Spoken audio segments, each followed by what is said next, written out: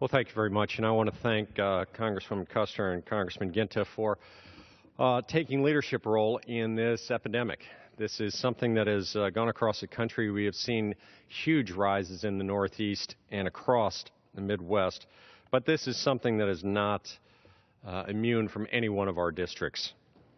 I, along with Representatives Esty and Costello, are sponsoring legislation to establish education programs for both consumer awareness and practitioner training to get at the root of most of these addictions. You know, as a police officer for 18 years with the LAPD, I've seen an awful lot of drug addiction and drug addiction problems in our streets. We saw rock hit our streets many, many years ago, and that is still infiltrating many of our urban areas in America. And then we moved on to other drugs like meth and heroin. Heroin was always one of those kind of taboo drugs, but today it is not.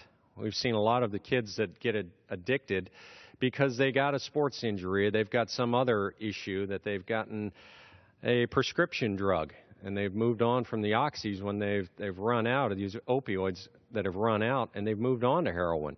And so it has not become a taboo drug. It's actually been a new drug that they can continue on their addiction, and they don't understand what it is doing to their body, and they don't understand the addictions that are hurting them and in some instances killing them. We see heroin and fentanyl taking over our streets, and not just moving from California to Maine, but absolutely taking over America and hurting our kids and killing our kids in record numbers.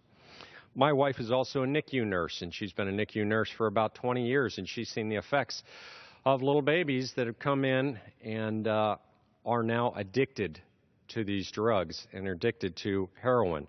And seeing what this does to a baby that is born premature and now addicted to this drug makes your heart go out, but also understand the problems that these babies are going to have probably for a very long time in their young lives. If we don't do something, this will continue to ravage our kids, and it'll continue to kill our kids on our streets. If Congressman Ginta and Congresswoman Custer had not brought this forward, then somebody would have had to, but who? So I say thank you to both of you for doing this. I know that it ravages your state of New Hampshire, but it also affects our states and our cities across the country. And so without leadership, this would have continued to go on. These bills that we are voting on will do something. They will have an effect. The local administrations have to have an effect. Our counties and our states have to have an effect, or this will continue on.